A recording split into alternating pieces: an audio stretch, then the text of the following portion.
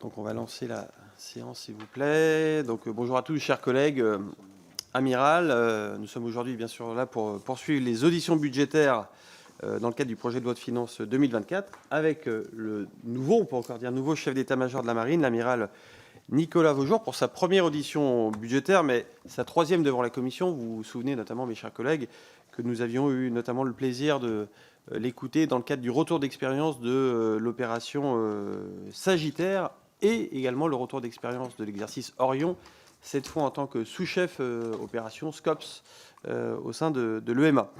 Amiral, bien entendu, je vous félicite pour cette nomination qui vient couronner un parcours exemplaire au sein de la Marine nationale, un parcours qui vous a conduit à la fois à servir et commander de nombreux bâtiments, des frégates de surveillance, des frégates de défense aérienne, des avisos, également à effectuer des missions sur toutes les mers et océans du monde, quasiment, ou presque, et également à occuper des autres fonctions, tant à l'état-major de la marine qu'à l'état-major des armées, où, donc, je le rappelais, vous étiez sous-chef opération SCOPS.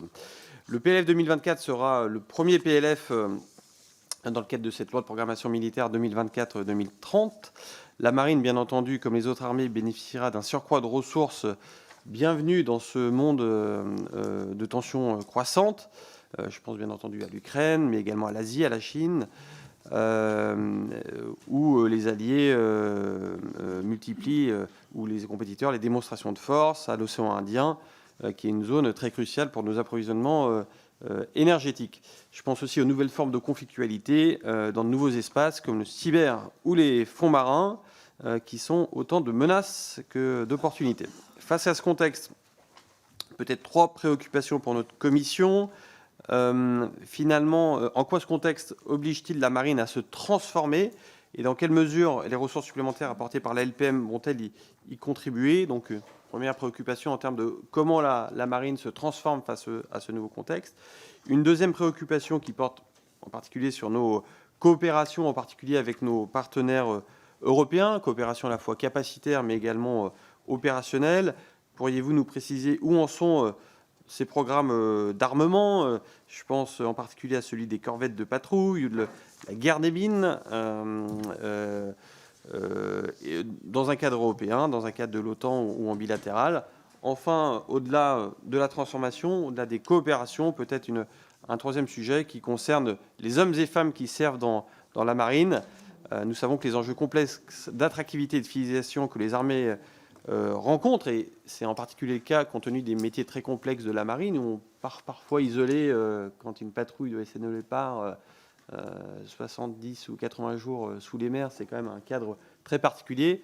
Et je me rappelle de cette discussion avec Alphos qui me disait la technologie, on saura toujours faire, mais trouver des jeunes marins qui veulent comme ça se mettre dans une boîte de conserve et ne pas avoir de contact avec l'extérieur pendant 70-80 jours, ça va être un vrai défi, et votre éclairage nous sera indispensable pour comprendre l'impact de ces enjeux sur la marine tout entière. Voilà, mon amiral, sans plus tarder, je vous cède la parole.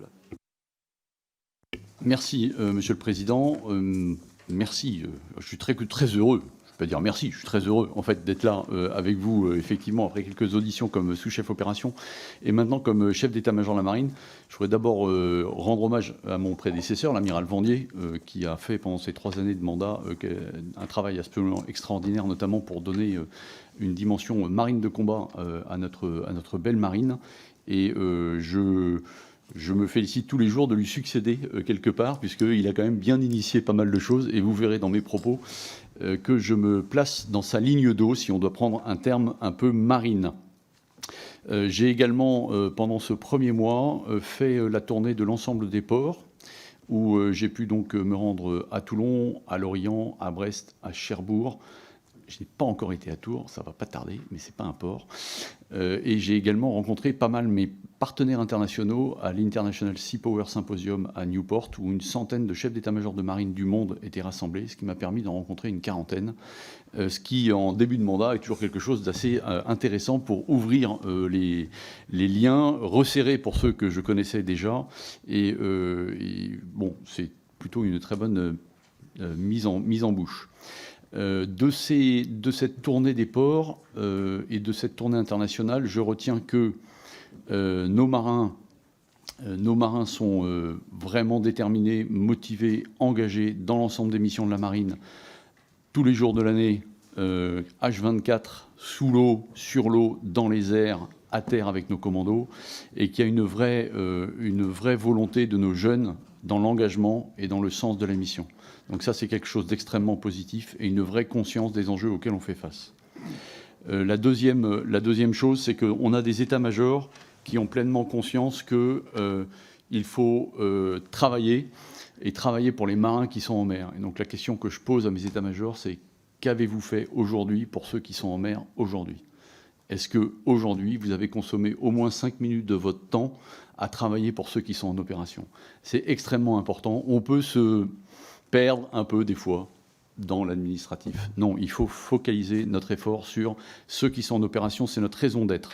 Et donc, mon ambition, l'ambition évidemment qui m'a été fixée, c'est d'être une marine de référence en Europe, une marine globale également, puisque l'ensemble de nos territoires sont dans le monde. Et c'est vraiment comme ça que nous voient nos partenaires, évidemment les grands partenaires américains, britanniques, italiens. On pourra revenir sur les partenariats, vous avez une question dessus. Mais j'ai discuté avec d'autres partenaires qui me disaient, bon, tu as fait combien de bilatérales à Newport ?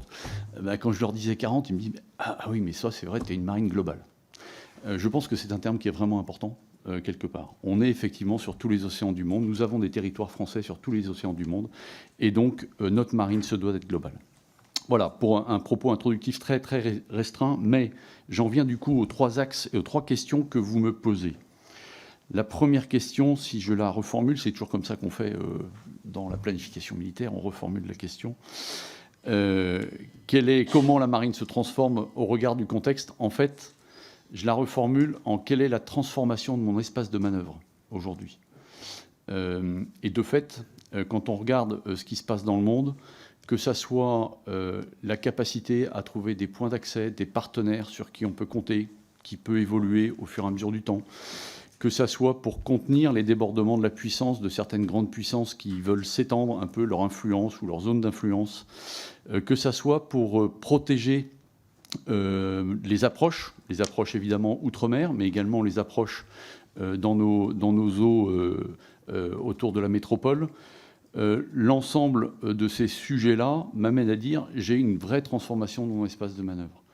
Et viennent se rajouter à ça les leçons que l'on peut tirer de l'Ukraine dans un conflit qui notamment dure derrière. Donc on a une véritable transformation de l'espace de manœuvre qu'il faut prendre en considération de façon à tirer tous les fils de l'ensemble des capacités que l'on a, de l'ensemble des modes d'action que l'on a, et qui doit me permettre d'aider à proposer des modes d'action ou des nouvelles capacités pour le chef d'état-major des armées et pour le président pour répondre aux crises auxquelles on fait face.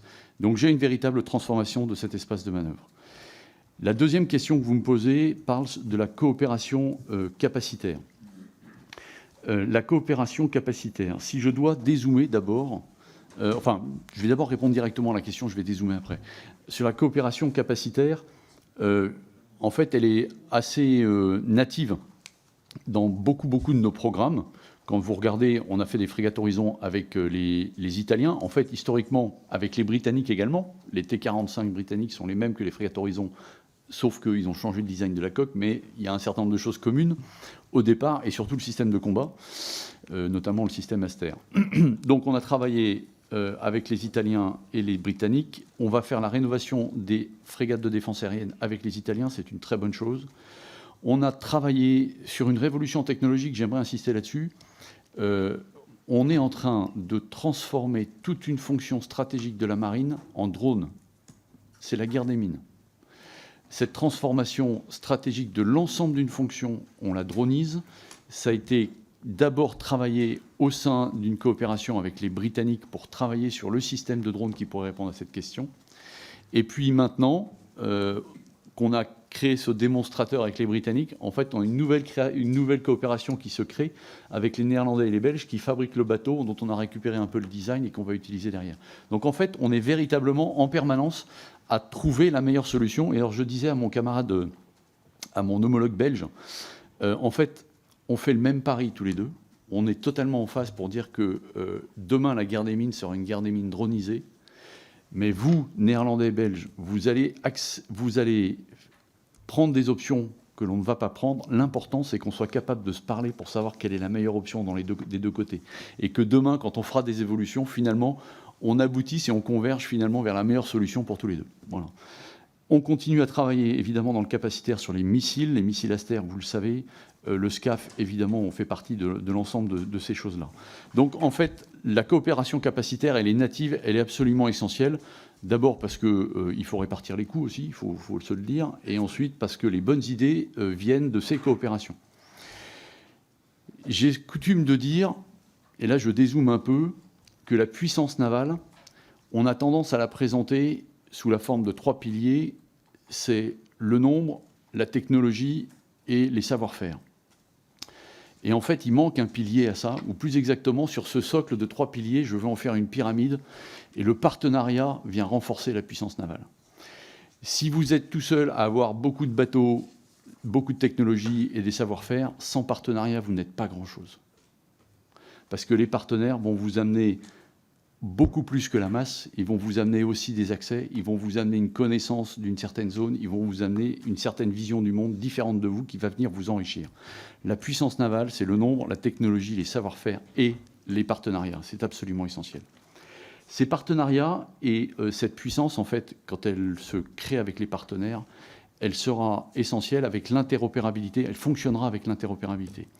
Et l'interopérabilité, c'est pas que de la connectivité. On peut souvent résumer l'interopérabilité. Est-ce que 2 avions peuvent se parler ensemble? En fait, l'interopérabilité, c'est de la connectivité, c'est des procédures, et c'est aussi de la confiance. Et en fait, cette confiance, c'est des relations humaines. Ce que j'ai fait à Newport, c'est créer de la confiance. Quand on se serre la main, quand on boit un verre ensemble, ça peut être de la bière, ça peut être autre chose, mais bon, même le vin californien est des fois bon.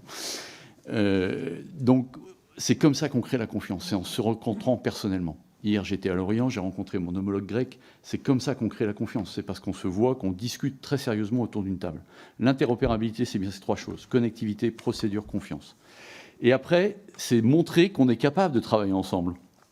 Et donc là, c'est tous nos déploiements, que ce soit au sein de l'Union européenne, dans nos missions de l'Union européenne, on en a en océan Indien, que ce soit au sein de l'OTAN, où on a beaucoup augmenté notre participation à l'OTAN depuis, évidemment, le déclenchement de la guerre en Ukraine, où on a fait, grosso modo, du presque x3, entre guillemets, entre avant la guerre en Ukraine et maintenant, dans nos postures de défense de l'Europe au sein de l'OTAN. Voilà, ça c'est votre deuxième question. J'ai un peu dérapé, mais je suis désolé. Voilà. Coopération capacitaire. La troisième, c'est sur les ressources humaines que vous me posiez la question des enjeux. Alors, le ministre, lors de ma prise de commandement de la marine sur le pont du Dixmude à Toulon, m'a dit « Amiral, votre enjeu, c'est la fidélisation ». Je ne peux pas le démentir. En fait, je dresse ma stratégie RH selon 3 axes. Il faut que je donne envie de rentrer, il faut que je donne envie de rester, et il faut que je donne envie de progresser.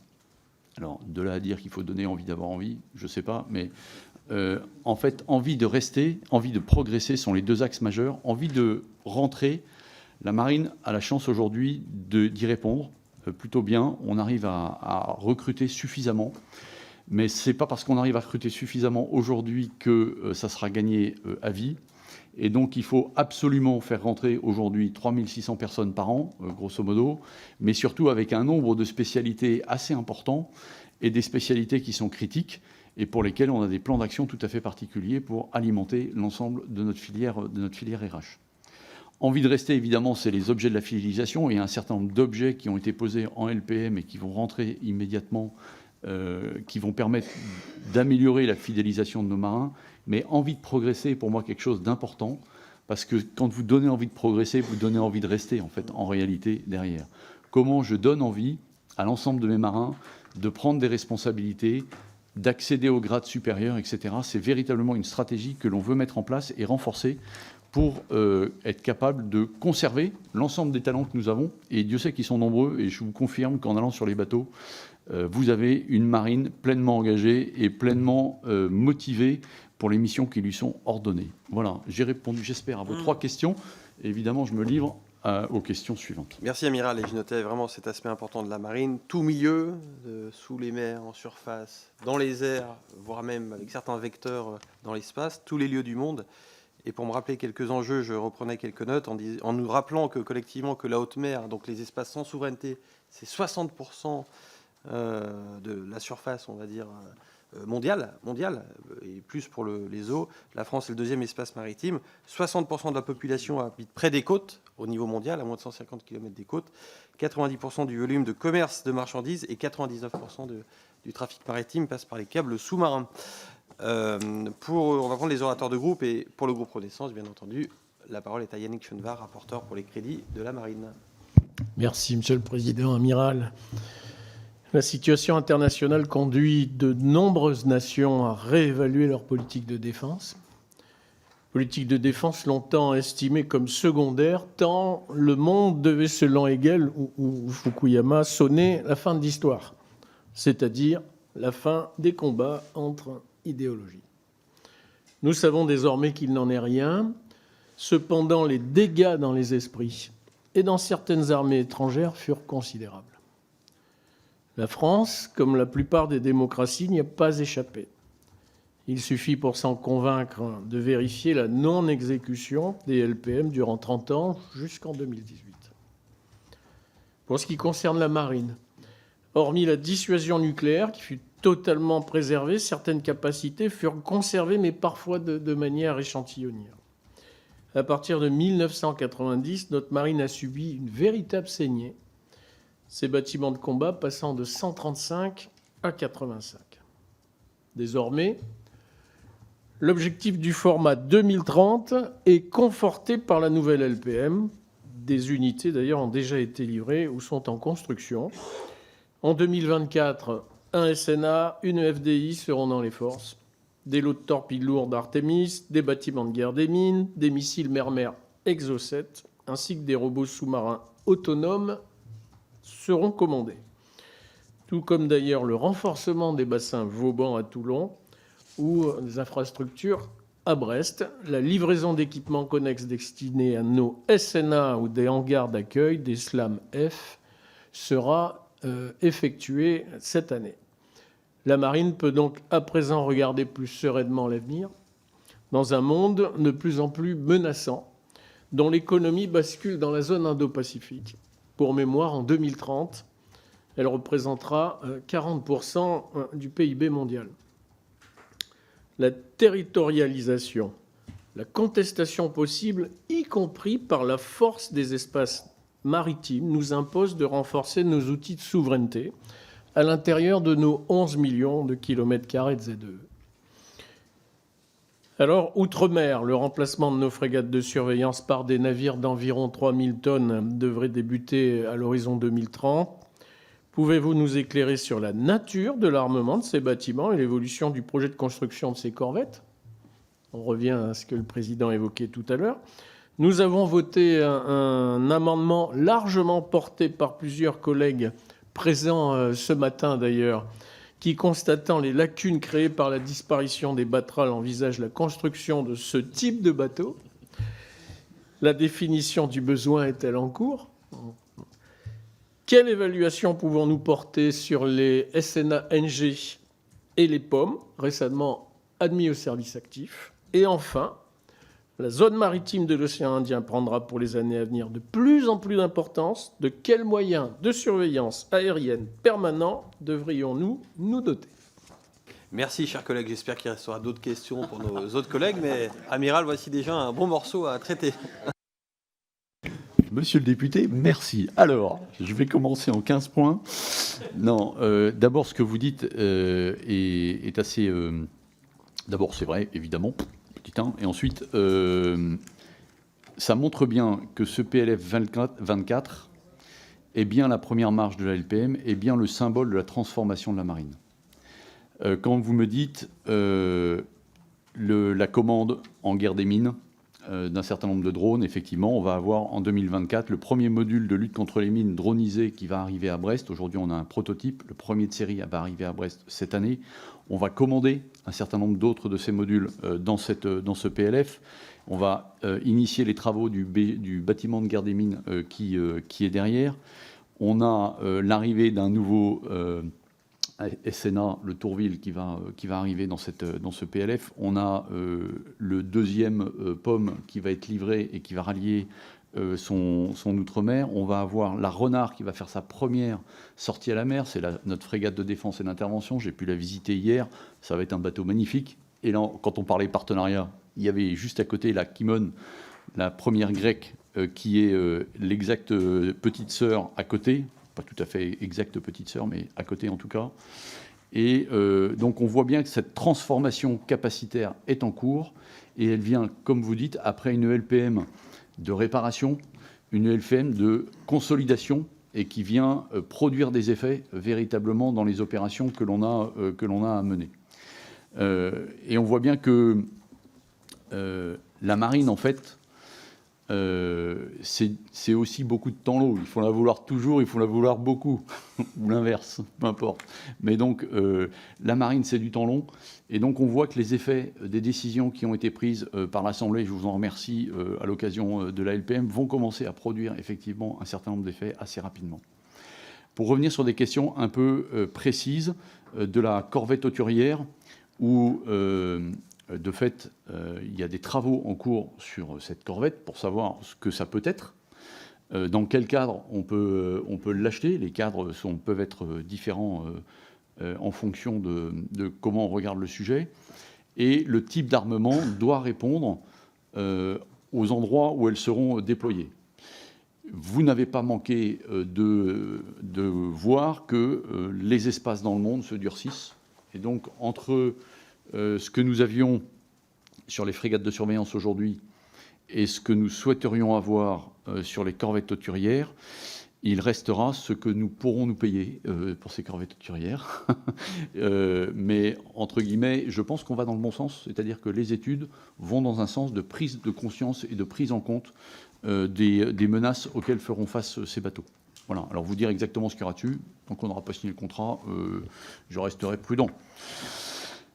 Pour ce qui concerne les bâtiments type Batral, donc une demande d'étude a été posée et elle sera menée évidemment pour regarder. Je voudrais juste dire que sur nos outre-mer, je pense qu'on a eu une stratégie jusque-là qui est à mon sens très bonne, qui est que chaque plot outre-mer doit pouvoir répondre à l'ensemble des enjeux auxquels on fait face.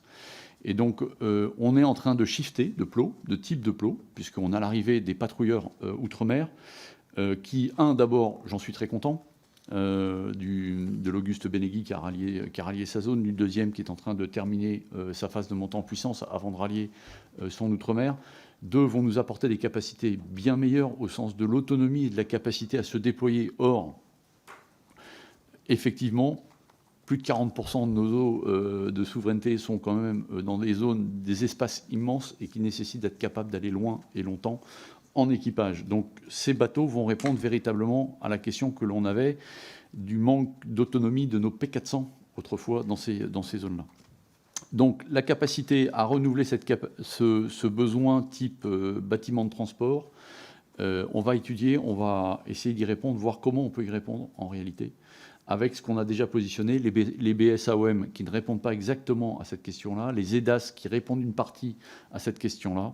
Donc c'est toute cette mise en perspective qui va arriver. On va également avoir le renouvellement de la composante aérienne de surveillance des espaces maritimes avec, alors là, c'est pas un biseau, c'est un triple biseau. C'est le remplacement de nos Falcon 200 par des Falcon 50, puis par le futur programme AFSIMAR et donc les Albatros, qui arriveront dans cette LPM. Le biseau commence, entre guillemets, et c'est là encore la transformation de notre marine et l'arrivée dès 24 en fait d'un Falcon 50 à Tahiti, qui va remplacer le Guardian qui est là-bas, le Falcon 200, et dès 25 après la poursuite du changement, entre guillemets, avec l'arrivée des Falcon 50 outre-mer. Donc tout ça est plutôt une très bonne chose. Alors avant de les envoyer outre-mer, on fait des petites rétrofits de boules optroniques derrière, histoire qu'ils soient bien comme il faut en arrivant là-bas. Voilà. Je crois que j'ai répondu à peu près... Ah non, j'ai pas répondu au suffrain. Voilà. J'ai pas répondu au suffrain. Nouveau sous-marin avec... je pourrais peut-être en dire un peu plus dans la session huis clos sur cette affaire-là, mais j'en reparlerai derrière. Voilà. Merci beaucoup, Amiral, et pour l'esprit de synthèse. Pour le groupe Rassemblement National, la parole est à Pierrick Berthelot. Merci, Monsieur le Président, Amiral, mes chers collègues. La France possède le deuxième domaine maritime mondial avec 10,9 millions de kilomètres carrés de ZEE, dont 97% bordent ses outre-mer. Notre territoire national s'étend sur la totalité des océans, du Pacifique à l'océan Indien, de Terre Adélie à Saint-Pierre-et-Miquelon. Et pour assurer notre souveraineté sur ces vastes étendues, 111 bâtiments, soit 3 fois moins que les États-Unis et la Chine. Clairement, notre flotte est sous-dimensionnée. Certes, nous avons fait un choix stratégique, heureux pour notre marine il y a plusieurs années, conserver la totalité de nos capacités stratégiques en pariant sur la complémentarité de nos forces et la polyvalence. Dès lors, nos FREMM servent autant pour assister nos sous-marins que pour escorter notre porte-avions dans le cadre du groupement aéronaval. Nous avons donc une pleine capacité d'action. Mais se pose alors un problème, nous sommes à flux tendu. Nous n'avons pas les forces nécessaires pour défendre notre souveraineté sur l'entièreté de notre territoire en cas de conflit de haute intensité. Même en temps de paix relative, nous sommes de plus en plus contestés dans nos espaces ou ceux de nos alliés. Je pense aux tensions en Méditerranée orientale entre la Grèce et la Turquie, alors qu'Ankara promeut son projet Ma vie va-t'en. Nous devons également rivaliser en force, là avec des puissances parfois alliées, parfois concurrentes, qui arrivent à produire des navires lourdement armés en un temps record. Face à ces défis, la mobilisation d'une frégate ne suffit plus à asseoir une posture crédible. Je rappelle que la Chine met tous les 18 mois à l'eau l'équivalent de la flotte française et qu'elle affiche ses ambitions territoriales. Pour complexifier encore la situation, d'autres théâtres d'opération émergent. Les fonds marins, où la présence de câbles et de pipelines en font un endroit stratégique de premier ordre. La fonte des glaces, avec de nouvelles routes maritimes qui se créent, et des spéculations quant à la présence d'hydrocarbures nouvellement accessibles. Et enfin, nous venons de l'évoquer, un monde multipolaire où des puissances commencent à contester, à bas bruit, pour le moment, nos possessions ou celles de nos alliés. Dans ce contexte, Amiral, j'ai 2 questions. Au vu de ce PLF pour 2024, quelles seront les missions de la marine les plus en tension du fait de notre sous-dimensionnement? Et enfin, en cas de conflit majeur, comment nous adapter en conséquence pour rester crédibles? Je vous remercie. Merci. Amiral, pendant que vous finissez de prendre vos notes, je rappelle que le budget vers lequel on tend, je crois, est plus important que le budget proposé par l'ensemble des candidats à la dernière élection présidentielle. Donc, il n'est jamais assez suffisant, mais en tout cas, il permet de faire des choses importantes. Amiral.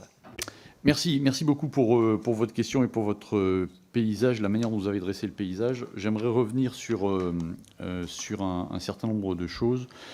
La première pour dire, nous avons, oui évidemment, et c'est un fait, réduit un certain nombre de bateaux, mais quand vous regardez aujourd'hui le binôme patrouilleur outre-mer avec un avion de surveillance maritime, en fait, vous allez faire mieux qu'avant. Alors, j'ai peut-être pas exactement le même nombre de bateaux, etc., mais l'autonomie du patrouilleur qui permet d'aller beaucoup plus loin, avec un avion de surveillance maritime qui aura une meilleure capacité de stay, comme on dit, en l'air, et couplé au 3e capteur que autrefois on utilisait très peu, la surveillance satellite en fait de nos espaces maritimes, permettent d'utiliser à bon escient l'ensemble de nos vecteurs. Donc la détection, la surveillance précoce par les systèmes maritimes, le fait d'aller vérifier avec un avion et de n'envoyer le bateau qu'au bon moment, entre guillemets, et pas de le faire patrouiller par défaut, mais de l'envoyer au bon endroit, là où il y a de la pêche illicite, là où il y a des trafics illicites, de façon à être le plus efficace possible.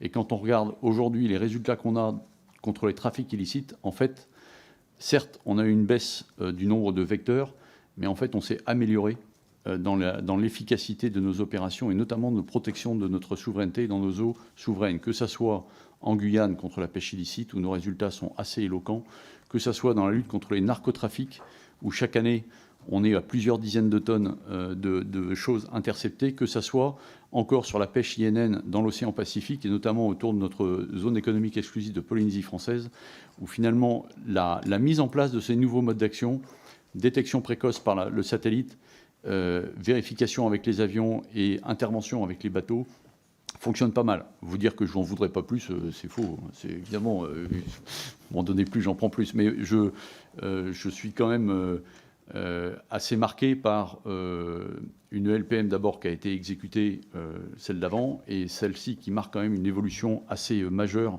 en termes de volume financier.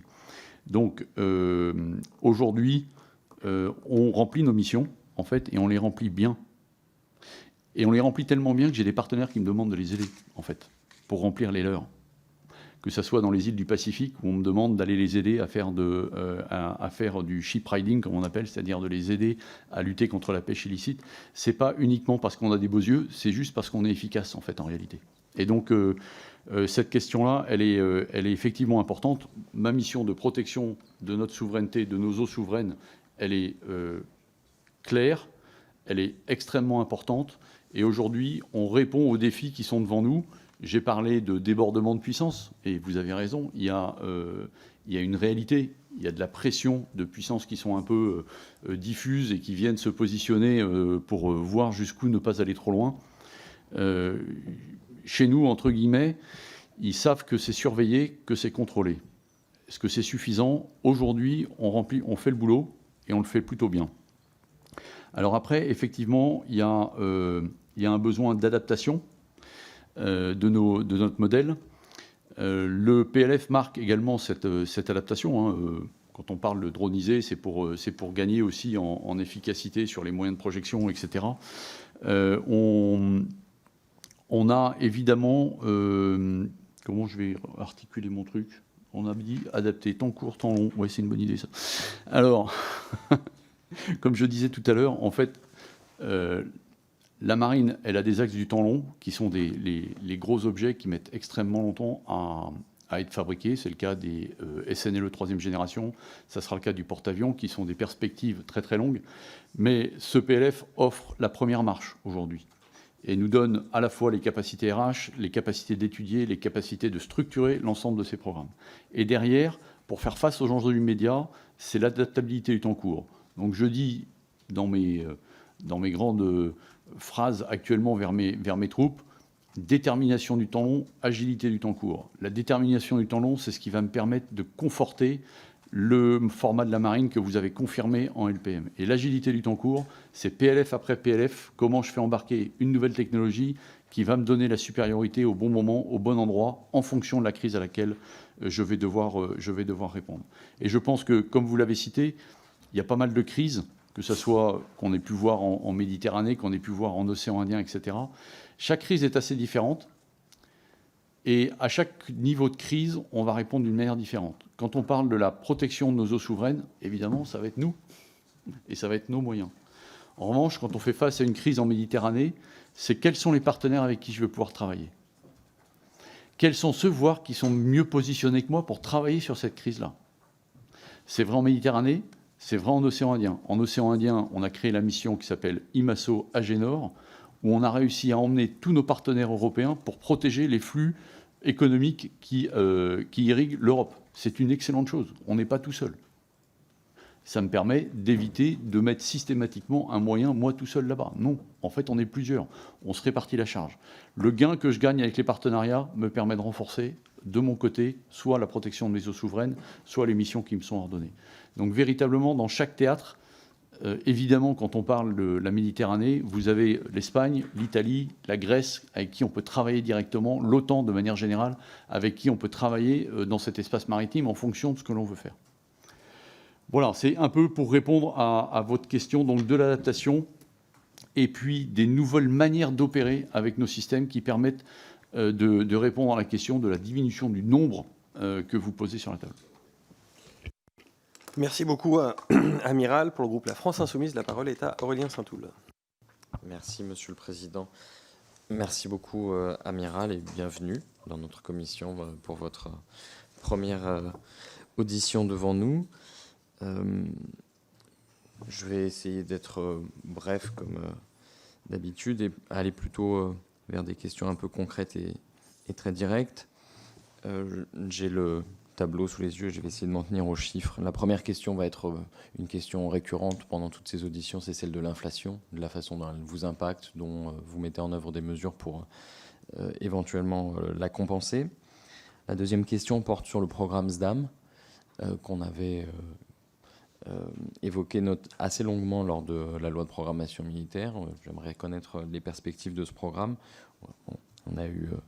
On a suivi l'actualité et on a vu qu'il y a eu quelques soucis, mais qui n'étaient pas de nature à remettre le programme en cause, loin de là. Une question sur, j'ai envie de dire, quasiment l'intendance. Au P146, l'action 0956 évoquant les MDCN signale quand même une baisse drastique des crédits de paiement en la matière. Alors quels effets ça va avoir sur le stock à un moment où on évoque le besoin de recompléter, d'avoir des stocks, etc.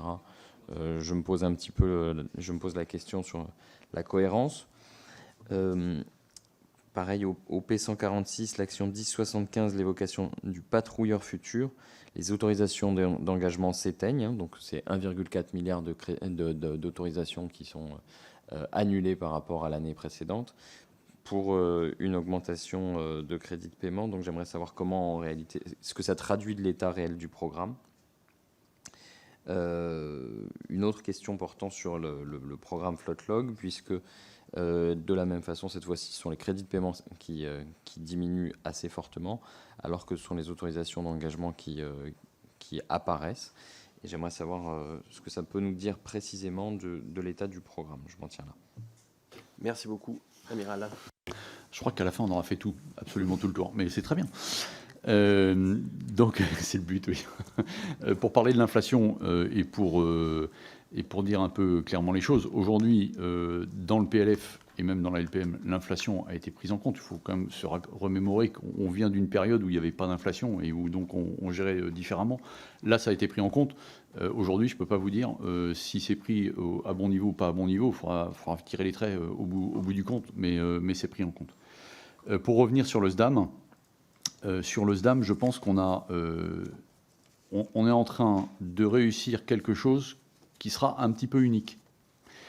Et ça va arriver là, dans ce PLF-là, puisqu'on va faire les essais sur la Provence très prochainement. C'est l'appontage automatique. L'appontage automatique d'un drone hélicoptère sur un bateau n'a jamais été réussi à ce stade, sauf par nous. Donc, on est en train de créer cette rupture technologique qui, jusque-là, le Fire Scout américain, qui est à peu près l'équivalent, n'apponte pas automatiquement sur les bateaux. Donc, on a envie de gagner ce step technologique. Notre industrie est capable de le faire aujourd'hui et on peut en être fier. Aujourd'hui, ce n'est pas encore complètement carré. Le programme avance. Les séances d'essai vont avoir lieu là, cette année, avec la Provence. Le réembarquement, on l'a testé sur un supply qui était, je ne sais plus lequel, mais sur un bateau d'essai, le Rebelle. Et là, ça embarque, je ne sais pas quand c'est là. C'est en ce moment. Alors là, voilà. Bon. Donc c'est une très bonne chose et on a vraiment l'envie de réussir. Parce que le jour où on réussit à faire l'appontage automatique, en fait, on change complètement la donne de la dronisation. Et sur le Rebelle, je peux vous garantir que le mouvement de plateforme pour le poser d'un hélico, c'est vraiment pas simple. Jusque-là, ça repose sur le savoir-faire d'un pilote et sur son expérience. Là, on l'a automatisé, entre guillemets, et on espère véritablement réussir ce truc-là. Donc pour le SDAM, ça avance bien, et j'espère qu'on aboutisse rapidement. Sur le MDCN, vous connaissez nos stocks de MDCN. Aujourd'hui, ce qui est prévu, c'est effectivement une RMV derrière de ces missiles, comme rénovation à mi-vie. Je suis désolé, voilà, il faut que je parle en français. Notamment pour ceux qui nous écoutent à l'extérieur. Mais bon.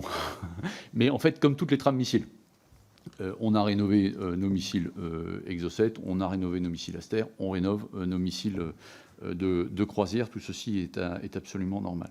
Sur le programme patrouilleur hauturier, je voudrais quand même rappeler que c'est un programme qui, alors certes, on peut dire ça coûte peut-être plus cher que ce qu'on imaginait, Mais n'empêche que c'est un effort pour l'ensemble des petites PME navales qui sont sur l'ensemble de notre territoire. On a fait le choix volontaire de ne pas prendre un grand chantier, mais de prendre plein de petits chantiers, de façon à ce que la capacité à maintenir nos savoir-faire dans les chantiers sur l'ensemble de notre territoire soit mieux répartie derrière. Alors, ce n'est pas tous les chantiers partout dans le territoire, mais il y a quand même cette volonté de donner à des petites entreprises la capacité de participer à l'élaboration de notre belle marine. Donc, aujourd'hui, évidemment, la LPM repousse un certain nombre de ces patrouilleurs roturiers post-LPM, ça ne vous a pas échappé. Ça ne m'a pas échappé non plus. Maintenant, moi, j'ai les éléments qui sont sur la table. On va faire avec ce qu'on a et on aura des beaux bateaux. Ça, j'en suis absolument certain, parce que ce qui est mis dessus est une très bonne chose. Pour les bâtiments ravitailleurs de force, vous avez parlé du programme Flotte-Log, donc maintenant qu'on appelle bâtiment ravitailleur de force, ou BRF. On vient de recevoir le Jacques Chevalier, qui est parti pour sa traversée de longue durée, donc la vérification des capacités militaires du bateau. On en est extrêmement content, mais vraiment extrêmement content. Donc c'est plutôt une très bonne chose. Alors évidemment, avant de dire j'en suis définitivement content, je vais attendre la traversée de longue durée qui a justement pour vocation à le tester un peu dans ses retranchements. Vous avez noté des moindres paiements sur cette affaire, mais c'est aussi parce que nous avons poussé hors LPM le quatrième BRF, que je ne perds pas de vue derrière, puisqu'effectivement ces bateaux nous apportent la capacité à durer à la mer. Et la manière dont ils ont été construits est tout à fait remarquable, et la manière dont ils ont été pensés également. Et là, je voudrais noter que là aussi, les marines dans le monde, en fait, se distinguent par la capacité à capitaliser leur savoir-faire dans l'expérience, et donc dans le retour d'expérience, et donc dans l'implémentation dans les nouveaux systèmes. Autrefois, si aujourd'hui on a des frégates Horizon qui sont extrêmement bonnes, c'est bien parce que l'expérience de toute la défense aérienne s'est retrouvée dans Horizon. Si on est très bon en lutte anti-sous-marine, c'est que toute l'expérience qu'on a eue avec les anciennes frégates anti-sous-marines a été injectée dans les FREMM. Et si aujourd'hui je suis extrêmement content du Jacques Chevalier, c'est parce que l'expérience de nos pétroliers ravitailleurs autrefois a été réinjectée dedans. Et au-delà de tout, cette fluidité de ce bateau, alors qui est un peu plus gros, mais en fait qui donne beaucoup d'espace et qui permet de beaucoup mieux gérer le ravitaillement, que ce soit en vivres, que ce soit en fuel, enfin en fuel, non, il n'y a plus tellement de fuel en fait, en gasoil ou en eau, que ce soit en munitions, ou que ce soit pour récupérer les déchets. Vous le savez, tous les déchets sont récupérés et sont remis à terre pour être valorisés derrière par les BRF. Donc on est extrêmement content de ces nouveaux bateaux. On attend le deuxième rapidement, et puis la suite à venir. Merci. Merci, Amiral. Pour les Républicains, la parole est à Jean-Louis Thiriot. Merci, Monsieur le Président. Merci, Amiral. Bienvenue à bord. C'est effectivement la première fois que nous avons le plaisir de vous accueillir dans cette commission. Nous gardons tous un excellent souvenir des auditions de votre prédécesseur, donc je ne doute pas que l'excellence de la Royale continuera à s'exercer de chef d'état-major en chef d'état-major. Quelques questions qui ne sont pas celles que j'avais pour toutes prévues de poser, puisque mon excellent collègue Chenevard m'a coupé l'herbe sous le pied avec le Batral, et que mon collègue Saint-Toul a évoqué le BRF. Donc, ce seront d'autres questions. Première question, l'un des résultats auxquels nous sommes parvenus dans le cadre de la commission mixte paritaire a été d'avoir des marches supplémentaires plus importants en début de LPM. L'un des objectifs dans l'esprit de cohérence de nos armées, c'était d'améliorer la préparation opérationnelle et la disponibilité des matériels ou des équipages. Alors, je sais que la décision a été prise que ces informations soient désormais classifiées, donc vous ne pourrez pas tout nous dire. Au moins, pouvez-vous nous donner quelques tendances et quel est l'effet de ces décisions qui ont été prises? Et je crois, moi je suis de ceux qui souvent prônent le huis clos, donc il est parfaitement possible que les réponses que vous souhaiterez nous apporter, évidemment, le soient faites à huis clos. Deuxième élément, deuxième question qui n'a rien à voir avec ça. Vous avez évoqué effectivement les coopérations. Je serais très intéressé que vous reveniez un peu plus sur les coopérations en Méditerranée et dans l'océan Indien. J'ai été assez frappé quand nous nous sommes déplacés sur une mission DSA, mais on a rencontré une large palette d'officiers généraux, une vraie volonté de coopération dans le domaine naval, le concept de Méditerranée élargie qui est intéressant chez nos amis italiens. Donc voilà, pourriez-vous nous faire un peu un point sur ce sujet? Accessoirement, ils ont quand même de très beaux bateaux. Moi, je garde un souvenir de la passerelle du Taon d'Irevel. On a l'impression d'être dans une Ferrari. Je ne sais pas ce que ça donne à la mer et au combat, mais en tout cas, c'est un bateau qui a de l'allure. Troisième question, puisqu'on est peu nombreux, donc je m'autorise à déborder un peu. Je reviens à ma marotte, vous le verrez d'audition en audition. La guerre des mines, j'ai servi sur un chasseur de mines, donc j'y reviens régulièrement.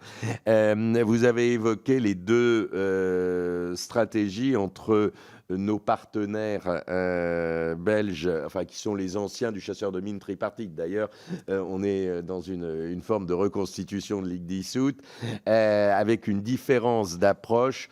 Donc, est-ce que vous pourriez nous dire la différence des approches et comment cela peut converger? Enfin, et j'en arrête là, je pourrais en avoir encore beaucoup d'autres, mais je veux quand même laisser du temps à mes collègues. Pardon ? Et des questions. L'amiral Vandier insistait beaucoup sur le fait qu'on ne fonctionne pas nécessairement en logique de RMV de rénovation à mi-vie, mais qu'on essaye d'améliorer de manière incrémentale les navires tout au long de leur durée de vie prévisible. Où en sont les réflexions sur ce point? Avec aussi, et je finis là-dessus, je rebondis sur la question de mon collègue Chenevard sur nos futures corvettes. On voit parfois des rénovations extrêmement positives, mais on a l'impression que pour faire quelques économies de moyens, il y a des choses qui ne sont pas mises dessus. Et je pose la question notamment sur des rénovations de frégates Lafayette où on met des sonars. Et c'est très bien, puisqu'on va avoir une capacité de détection, mais on ne met pas de moyens ASM en tant que tel. Donc, voilà. Un, qu'on ne refasse pas ça avec les futures corvettes. Et deux, comment on traite ce type de problématique. Amiral, pardon pour cette liste à la Prévert. Amiral. Merci beaucoup.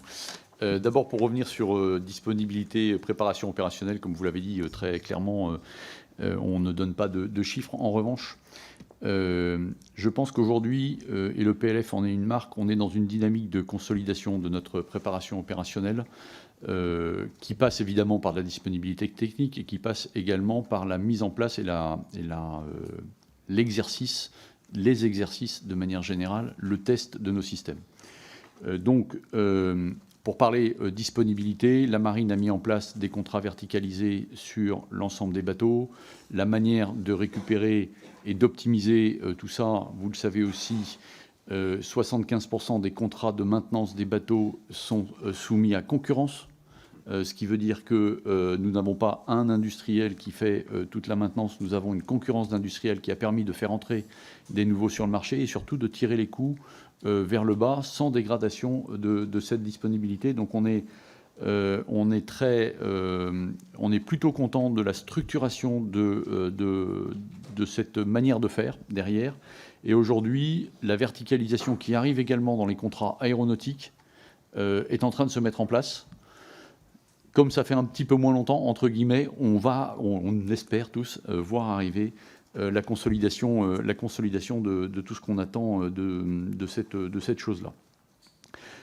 C'était important pour nos industriels, je pense, cette verticalisation et cette visibilité qu'on leur donne. Parce qu'en fait, si on veut qu'un industriel soit performant, il faut lui donner quand même un peu de perspective sur le contrat qu'il prend. Et donc, ce n'est pas un contrat année après année, c'est un contrat pluriannuel qu'on vient soutenir PLF après PLF.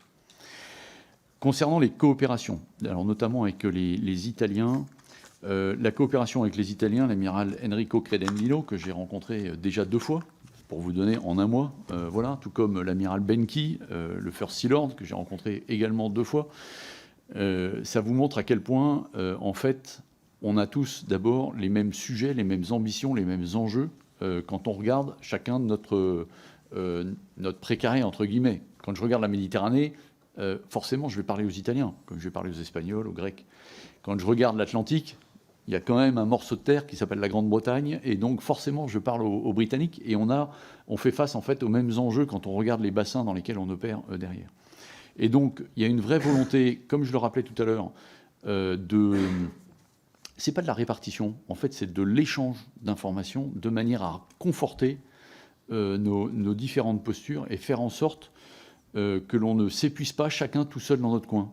Entre guillemets, quand une frégate italienne est en Méditerranée centrale, orientale, etc., je vais y aller pour travailler avec elle, mais être à 2 pour faire la même chose, bon, on peut se poser la question. Et si je peux gagner un peu de temps de frégate pendant ce temps-là, je serais très content. Et inversement, pour eux, c'est la même chose. Ils ont une très belle marine, avec effectivement une vision un peu Ferrari de temps en temps de la finition, qui est vraiment très, très, très, très belle. Objectivement, ils sont très forts. Donc, et ils utilisent très, très bien leurs équipements. Et pour montrer ça également, on a la volonté, c'est Pierre Vendier qui l'a initié, et j'en suis extrêmement content, de faire nos exercices de préparation opérationnelle du haut du spectre ensemble. Et donc cette année, sur le PLF 2024, on va faire ce qu'on appelle Polaris et Mare Aperto. Polaris, c'est la version française de l'exercice de haute intensité. Mare Aperto, c'est la version italienne, et on va le faire ensemble. Ce qui va nous permettre de faire travailler 2 groupes, un qui sera avec le Cavour, l'autre qui sera avec le Charles de Gaulle, ensemble. Alors, je pense qu'on va faire plusieurs phases. Il y aura de l'un contre l'autre, et il y aura de l'un avec l'autre, évidemment. Mais c'est pour nous faire progresser tous ensemble. Et véritablement, je pense que c'est comme ça qu'on arrive à faire. Alors, évidemment, avec ces nations, on est extrêmement content de travailler ensemble dans ces zones-là. On partage les mêmes enjeux. De temps en temps, on est un peu concurrents, c'est vrai. On peut avoir des industriels qui sont concurrents dans certains pays où on fait des escales tous les 2. En fait, ce que je travaille aujourd'hui avec le First Sea Lord, avec les Européens les plus proches, c'est de leur dire on ne va pas enlever le fait qu'on va être concurrent. Celui qui ira dans tel pays d'Asie pour vendre tel type de bateau, il y aura son homologue européen qui va faire la même chose 15 jours plus tard, 3 semaines plus tard, etc. En revanche, au niveau stratégique, on doit être capable de se rejoindre. On doit être capable de dire, en fait, oui, il y a un déploiement de l'italien, du français, du britannique, de l'allemand, de l'espagnol, peu importe. Mais nous, Européens, voilà le message stratégique qu'on veut faire passer quand on se déploie dans ces zones-là. Et c'est ça ce qui m'importe le plus. Comment on se retrouve au niveau stratégique, pendant que, bah oui, au quotidien, de temps en temps, il peut y avoir un peu de concurrence, mais qui est concurrence qui, des fois, est un peu saine. Permet de motiver un peu tout le monde. Donc la coopération avec les Italiens se passe très bien, et un axe très précis cette année, c'est Mare Aperto, Polaris, avril 2024, au sud de Toulon. Il y aura un VIPD, j'en suis sûr. Je vous invite à venir. Le 4e question que vous m'avez posée, c'est sur la guerre des mines. Donc guerre des mines, comme je l'ai dit tout à l'heure, dronisation d'une fonction stratégique complète. Aujourd'hui, vous avez en expérimentation à Brest un drone de surface qui tracte un sonar remorqué qu'on met à l'eau en automatique et qui remonte en automatique sur l'autre drone. Donc c'est un drone de drone, entre guillemets, quelque part, téléopéré à partir de la Terre, en temps réel, par une équipe qui, grâce à l'intelligence artificielle, est capable de faire de la comparaison d'images extrêmement rapide et de dire, à tel endroit, il y a un objet non identifié avec un processus de prédécision disant, ça c'est probablement une mine ou pas. Voilà. Ou alors c'est un congélateur qui est tombé à l'eau, ou alors c'est je ne sais pas quoi, peu importe, mais il fait une pré-analyse décisionnelle qui permet pour nous d'aller beaucoup plus vite. On est vraiment dans la rupture technologique. Il a fallu faire mûrir cette rupture technologique au fur et à mesure du temps. Ça a été pas simple, parce qu'il y avait beaucoup d'enjeux. L'enjeu de l'autonomie des drones de surface, l'enjeu de l'autonomie des drones sous-marins, parce qu'on a aussi un drone sous-marin qui fait la même chose, et l'enjeu du système d'intelligence artificielle, de la base de données qui doit permettre d'aller beaucoup plus vite. le PLF 24 nous amène le premier de série à Brest, mars ou avril 2024. Mars 2024, le premier module de lutte contre les mines arrive à Brest. En même temps, dans ce PLF, il y a la consolidation des infrastructures, comme ça a été dit. J'ai visité le centre à terre, enfin le bâtiment qui est en train, il n'est pas tout à fait livré, mais qui est en train d'être fabriqué, qui abritera le centre de commandement à terre du système de drones à Brest. La zone pour le hangar de maintenance des drones est en train d'être nettoyée. La capacité à sortir les drones a été mise sur les quais à Brest. Donc tout ça avance bien. Maintenant, vous l'avez dit, il y a quelques divergences avec nos amis belges et néerlandais. En fait, on a fait des petits choix différents, mais c'est là que c'est intéressant. Ces systèmes-là, je ne vais pas les acheter pour 40 ans, en fait, en réalité. Parce que les systèmes de drones, en fait, ça va vivre et ça va évoluer. Je vais revenir sur l'incrémental. Aujourd'hui, dans le système de guerre des mines, vous avez la détection. Vous avez 4 fonctions. Détection, classification, identification, neutralisation. Détection, classification, on a fait à peu près le même choix. C'est un sonar tracté qui va nous faire une belle image. L'identification et la neutralisation, c'est un autre système. On n'a pas pris le même. Et en fait, c'est très bien que le meilleur gagne. J'ai acheté une première série, très bien. Et après, on va voir quel est le meilleur. Moi, j'ai zéro complexe derrière. Et c'est même très simple pour l'émulation entre nos différents industriels sur ce domaine-là. Donc, on n'a pas fait exactement le même choix. On réfléchit aussi à la meilleure manière de mettre à l'eau le drone à partir du futur bâtiment de guerre des mines demain, qu'on aura un design commun. Et comme ils vont l'avoir en premier, là c'est encore mieux pour moi, c'est moi qui vais bénéficier des leçons qu'ils vont tirer des premières expériences. Donc c'est vraiment comme ça, et on s'est mis d'accord avec mon homologue néerlandais, mon homologue belge, pour dire, en fait, on se partage l'information qu'on gagne.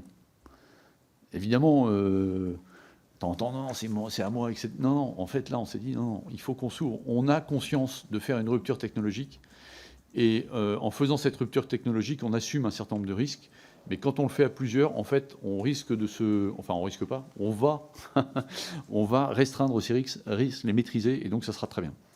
Et ça rejoint effectivement votre démarche dont vous parliez, incrémentale. Et là, je vous remercie d'avoir voté ça aussi en LPM. On a 2 programmes importants qui s'appellent Rénov SNA et Rénov Frégate. Evol, pas Rénov, Evol. C'est justement pas Rénov. Vous avez entendu mon prédécesseur dire, en fait, il y avait 2 moments dans la vie où un bateau était au taquet, c'était à la naissance et à la mi-vie. Je suis complètement d'accord avec lui et j'aimerais pouvoir le faire évoluer au fur et à mesure du temps. Il nous manquait un peu des vecteurs contractuels pour le faire. Ces vecteurs ont été intégrés, et je vous en remercie encore, dans la loi de programmation militaire. Il nous reste à développer les incréments qui vont pouvoir être injectés. On a commencé avec les suffrains, déjà, en fait, les Evol et SNA, c'est bien ça. C'est comment j'implémente déjà des évolutions technologiques qui vont venir aider à conserver le meilleur niveau de nos équipements. Et on va continuer également avec les frégates. Mais je veux vraiment développer l'injection, dès qu'on peut, d'innovation à bord des bateaux. J'ai un exemple très précis.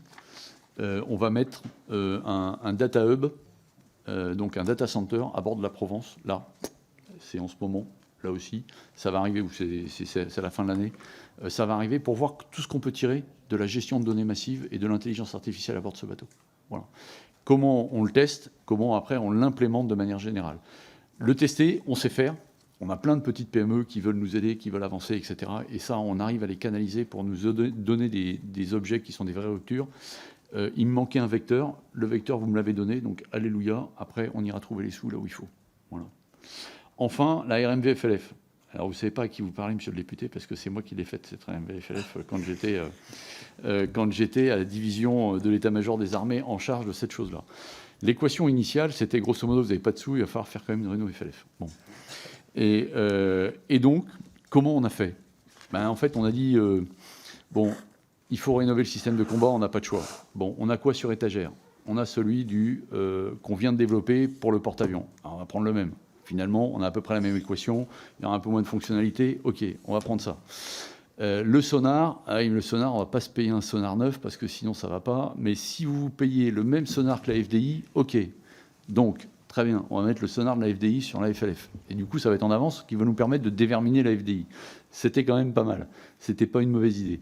Et les tourelles Crotale, malheureusement, étaient arrivées à obsolescence. En revanche, on désarmait les frégates 70, les FA, les cassards Jean Bart, et donc on avait des systèmes d'armes qui existaient, qui, modulo une petite rénovation, c'était les Savral, pouvaient être mis sur le bateau. Donc je ne vais pas dire que c'était la reine aux débrouilles, mais, parce que ce n'est pas le cas, c'est assez cohérent, mais on faisait face à un besoin de prolonger un peu ces bateaux, avec finalement pas mal de programmes assez cohérents qui arrivaient au même moment et qui venaient d'autres programmes, porte-avions, FDI et d'autres, ou retraite de service actif. C'est comme ça qu'on a construit cette RMV FLF. Aujourd'hui, je suis extrêmement content d'avoir les capacités qu'on a mises sur FLF. C'était des bateaux qui n'avaient aucune capacité anti-sous-marine, comme vous l'avez dit, maintenant qui ont un sonar. Et juste avec ce sonar, en fait, j'ai plein de choses à leur faire faire. Plein de choses à leur faire faire. Il est certain que dans une zone sous menace, ils n'ont pas de torpilles. Voilà. Donc ça, c'est autre chose. C'est quelque chose qui n'était pas accessible, objectivement, financièrement, à ce moment-là, vu l'enveloppe qu'on me donnait derrière. Mais là, je voudrais quand même remercier la DGA sur cette affaire de la RMV FLF, à l'époque, où, heureusement que le directeur de programme de cette affaire-là était sympa. Heureusement qu'on a réussi, finalement, à ouvrir tous les chakras de l'ensemble des programmes. Parce que tout le monde, en fait, j'allais piquer chez les autres, pour être clair. Et en leur disant, ben, tu vas en faire un peu plus, et puis en plus, tu vas me le donner. Donc, et pour pas cher. Ils n'étaient pas tous comme ça. Au bilan, on a réussi à faire quelque chose qui était cohérent, qui permet de prolonger nos frégates, et on en a bien besoin derrière. Donc, je suis plutôt satisfait de cette affaire-là. Mais évidemment, maintenant, pour les FDI, c'est vraiment ce qu'on veut faire pour FDI, pour FREM, c'est comment on fait de l'évolution au fur et à mesure, derrière, comment on injecte l'évolution qu'on voit arriver, la nouvelle technologie qu'on voit arriver, beaucoup plus rapidement. Vous m'avez donné les vecteurs, à moi le boulot. Merci, Amiral. Pour le groupe démocrate, la parole est à Jean-Pierre Cubert-Affont. Merci, Monsieur le Président Gassillou. Amiral, chers collègues, tout d'abord, Amiral, permettez-moi de vous féliciter pour ce nouveau poste. Amiral, la Marine nationale a toujours été très discrète en ce qui concerne les missions des sous-marins nucléaires d'attaque. Cependant, il semblerait que le 26 septembre dernier, un SNA de la classe Ruby ait fait surface dans le Grand Nord, plus précisément à Tromsø, au nord de la Norvège. La présence d'un sous-marin nucléaire français dans cette base navale est inédite. Nous savons bien que le Grand Nord est stratégiquement important, tandis que les dérèglements climatiques ouvrent de nouvelles perspectives économiques. Amiral, un budget précis est-il fléché sur la politique de la Marine nationale pour les pôles, et particulièrement pour le grand froid? Nous savons que les États-Unis ont investi près de 1,8 milliard d'euros depuis 2017 pour le financement de 3 brise-glaces polaires lourds. À titre de comparaison, le patrouilleur Astrolabe n'a coûté que 50 millions d'euros. La Marine nationale prévoit-elle des investissements importants afin d'améliorer la capacitaire et l'opérationnel dans les zones polaires? Jugez-vous par ailleurs les investissements actuels comme suffisants? Amiral, je vous remercie. Amiral. Alors, merci pour vos questions. Je ne vais pas répondre en séance publique sur des questions très précises du Ruby. En revanche, d'abord sur les pôles, l'Astrolabe, voilà un système particulièrement innovant pour acheter un bateau en commun. Le bateau n'appartient pas à la marine, il est opéré et entretenu par la marine, et on met un équipage marine dessus. Donc c'est les Terres Australes qui ont acheté ce bateau. Évidemment, on les a aidés à monter ce programme, parce que c'est un programme un peu ambitieux, et nous l'opérons pour ravitailler le pôle Sud, nos terres en Antarctique, et nos stations scientifiques, avec là aussi une coopération avec les Australiens assez forte, puisque nos allers-retours viennent de Hobart jusqu'à notre station en Antarctique. Ça marche très bien, c'est un partenariat dont on est très content, donc c'est un GIP en fait, en réalité. Donc quand j'étais sous-chef Ops, non pas de l'EMA, mais de la Marine, quelques années, j'étais un des coprésidents de ce GIP, donc je vois très bien. Groupement d'intérêt public, pardon. Et donc effectivement, c'est quelque chose qui fonctionne très bien, qui est assez innovant et qui est une réponse, puisque la menace militaire pure en Antarctique n'existe pas. En revanche, les enjeux, nos intérêts existent derrière, et comment on peut contribuer à ça, c'est la manière dont on a répondu. et qui aujourd'hui donnent toute satisfaction. Nous garantissons le ravitaillement du pôle et nous profitons de ce bateau quand il n'est pas utilisé dans la période de glace, entre guillemets, pour patrouiller dans nos terres australes, que ce soit Saint-Pierre-et-Miquelon, que ce soit le canal du Mozambique. On patrouille avec ce bateau, justement pour affirmer notre souveraineté dans notre zone économique exclusive. Donc c'est quelque chose qui est très bien. Dans le Grand Nord et donc dans l'Arctique, nous n'avons pas du tout la même situation d'un point de vue compétition de puissance. Autant il y a quelque chose qui est structuré, relativement apaisé en Antarctique, autant dans le Grand Nord, on sent bien que ce que j'appelle des fois la tectonique des puissances se met en œuvre, que ça bouge un peu, aidé en cela par le réchauffement climatique, où les terres ou les sols exploitables se dévoilent au fur et à mesure du réchauffement. Donc les puissances sont présentes et se regardent, que ce soit la Russie, la Chine, d'autres puissances regardent ça. Donc nous, notre objectif, évidemment, dans le Grand Nord, c'est d'abord de savoir, de comprendre, connaître un peu ce qui s'y passe, de façon à voir si ces débordements ne viennent pas nous impacter. Derrière, nous avons effectivement développé une stratégie Grand Nord pour la marine, mais je sais aussi que vous avez lancé une stratégie française des pôles ici à l'Assemblée. Et donc, d'ailleurs, on est associé aux travaux. Merci beaucoup. Je pense qu'on a des choses à dire, de fait. Mais je pense que c'est effectivement important dans ce mouvement un peu dans les pôles de voir et de comprendre un peu comment ça se passe. Vous avez souvenir qu'il y a quelques années, un bâtiment de la marine était passé par le passage du Nord-Est et qui nous avait appris beaucoup de choses sur l'évolution du climat dans cette région-là. Dans le retour d'expérience de ce passage, je peux vous confirmer que c'est quand même pas un sport de masse, qu'avant que tous les bateaux passent par les passages du Nord-Est ou du Nord-Ouest, on a encore un peu de temps devant nous, mais on est au bon moment pour réfléchir à tout ça. On est au bon moment pour voir comment nous, France, nous, Européens, on veut se positionner sur cette grande question de l'Arctique. Et pour ce qui nous concerne, nous déployons des bateaux dans le Nord, en coopération avec les Norvégiens, en coopération avec d'autres, effectivement, pour mieux connaître, mieux appréhender cet environnement très particulier. Très particulier. D'abord, il fait froid, ça c'est la première chose. Et ensuite, encore une fois, la navigation dans les glaces est quelque chose qui n'est pas simple. Donc, quand vous regardez finalement maintenant le duopôle pôle Nord, pôle Sud, on apprend à naviguer dans les glaces au pôle Sud et on pourra exploiter au pôle Nord. Voilà. Merci, Amiral. Pour le groupe socialiste, la parole est à Isabelle Santiago, qui j'espère a encore quelques questions. C'est toute la difficulté de l'exercice. À chaque fois, on raye. Si le bureau, on est d'accord, moi je ne serais pas contre varier les ordres de passage, mais on en parlera au prochain bureau. Ah oui, passer en premier. On pourrait essayer. Non, ils disent non, c'est pas grave. Mais je resterai à ma place, il n'y a pas de souci. On s'adapte. Donc, merci, Monsieur le Président. Amiral, écoutez, moi aussi, je m'associe à mes collègues. Et puis, évidemment, je vous souhaite la bienvenue et puis félicitations pour votre nomination. J'avais la chance aussi d'être sur le bateau Et donc, du coup, je trouve que c'est, en tout cas, une très belle mission.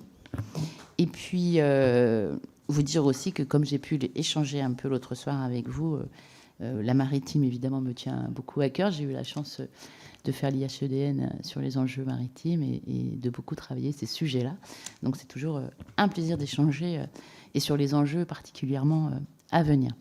Donc, cette année aura lieu la livraison de nombre de bâtiments que vous avez, qui donc sont évidemment pour les missions de la Marine nationale. Ceux-ci s'inscrivent aussi dans un programme de LPM de temps long.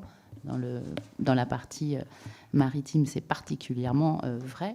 Mais cette année, il y a de nombreuses livraisons.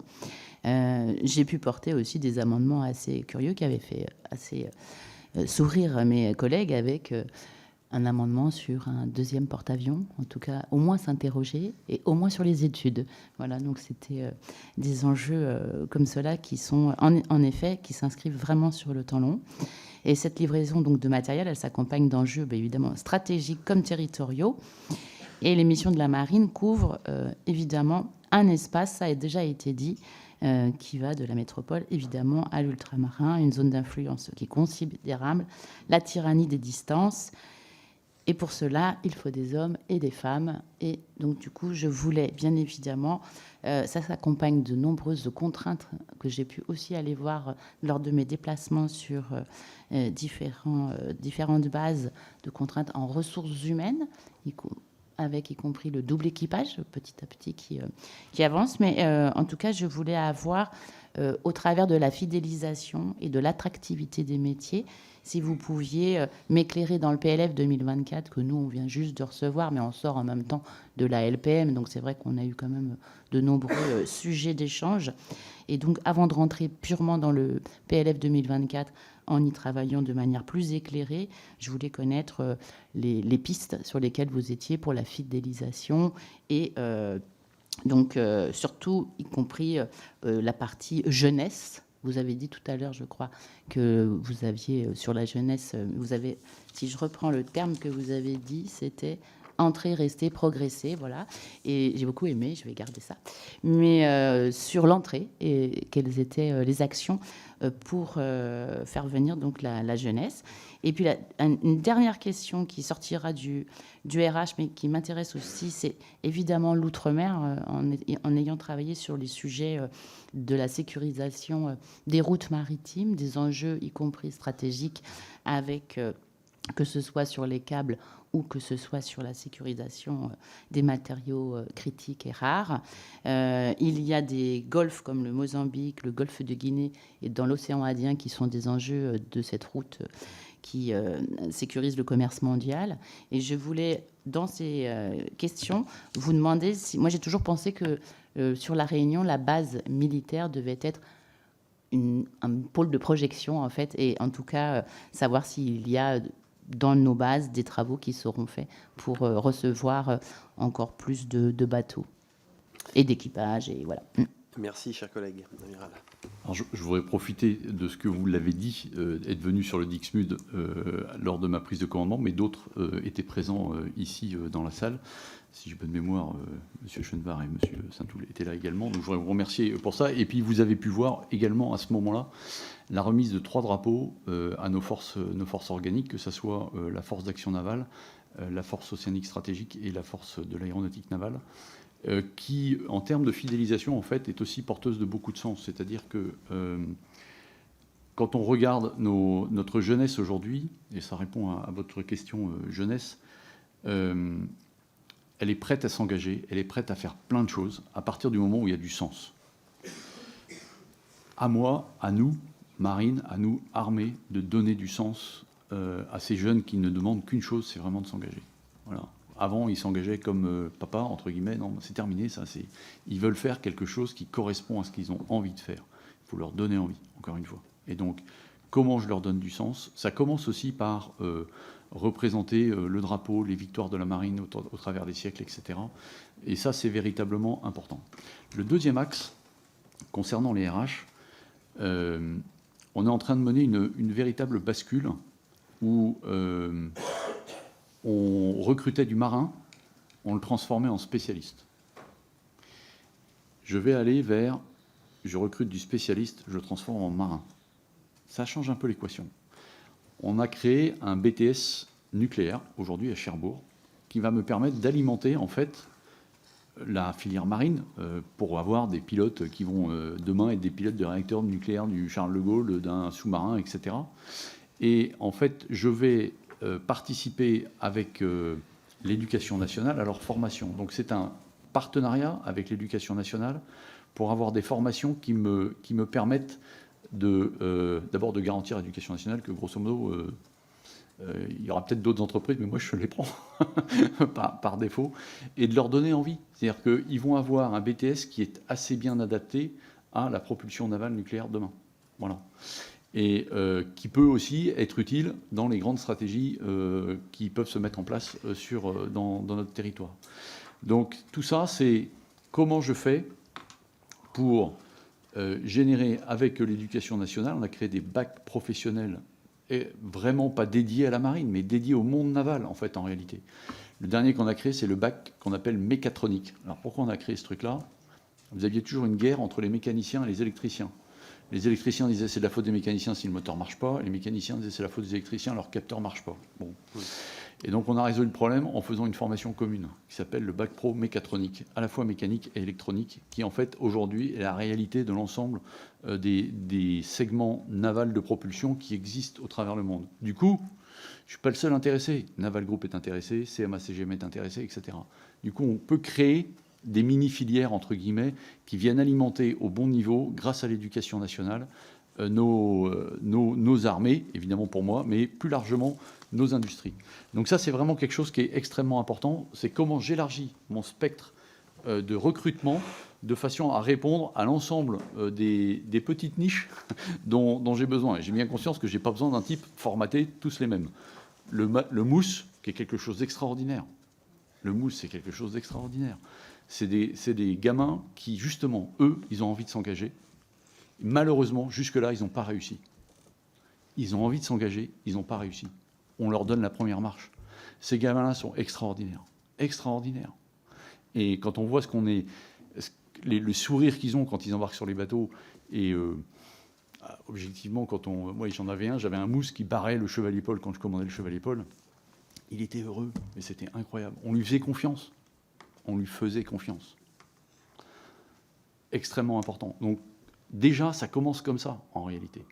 Comment je donne envie, comment je leur rends la confiance en eux qu'ils ont des fois perdue, par l'échec, par d'autres sujets comme ça, comment j'adapte mon dispositif de formation pour être le plus efficace possible dans un dispositif gagnant-gagnant entre l'éducation nationale et la marine, et puis de manière plus large, l'industrie quand elle nous intéresse derrière. Donc vraiment, c'est l'axe majeur pour les ressources humaines, donner la volonté de s'engager, le sens de l'engagement, et c'est pas que à l'engagement initial, c'est du quotidien, et donc c'est dans le leadership, dans la manière de commander, et c'est ce que je demande à mes commandants, dans la manière de commander, il faut véritablement axer là-dessus pour qu'on puisse avoir cet escalier social qui est remarquable. On a eu un matelot pilote rentré dans la marine qui est devenu amiral commandant aux Antilles. C'est une réalité. Il a été embauché matelot dans la marine. Il a fini amiral. Un des commandants du Tourville aujourd'hui qui va prendre son commandement est un ancien matelot, opérateur sonar. Il est devenu commandant de SLA. C'est extraordinaire. C'est une richesse qu'il faut absolument préserver. Envie d'embarquer, envie de progresser. Et quand on y arrive, c'est des histoires fabuleuses. Voilà. Alors ensuite, on avait La Réunion, pôle de Qu'est-ce que vous avez raison, pôle de projection. Bien sûr, bien sûr. Je parlais des accès tout à l'heure. La Réunion est super bien placée, en fait, en réalité. Je l'aimerais un tout petit peu plus nord. Mais là où elle est, ça me va bien. Non, mais il n'y a pas de problème. C'est super, évidemment. Quand vous regardez, en fait, il y a des choses qui sont assez intéressantes.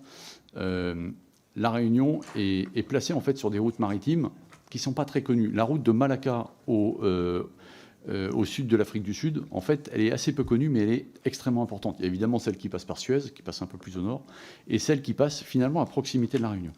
Donc on n'est pas loin d'une route maritime, on n'est pas loin, on est évidemment en plein cœur de nos enjeux en océan Indien, et donc le Jacques Chevalier va passer à La Réunion, quand on parle de lien entre le PLF et... Voilà. Le Jacques Chevalier, dans sa tournée de longue durée, va passer à La Réunion derrière, ce qui va nous permettre très directement, quand je parlais d'accès et de capacité à rendre plus robustes mes positions un peu dans le monde, de tester comment je ravitaille, pas uniquement le patrouilleur outre-mer, mais une frégate. En réalité, le jour où je dois mettre une frégate, est-ce que je suis capable de ravitailler en missile là-bas?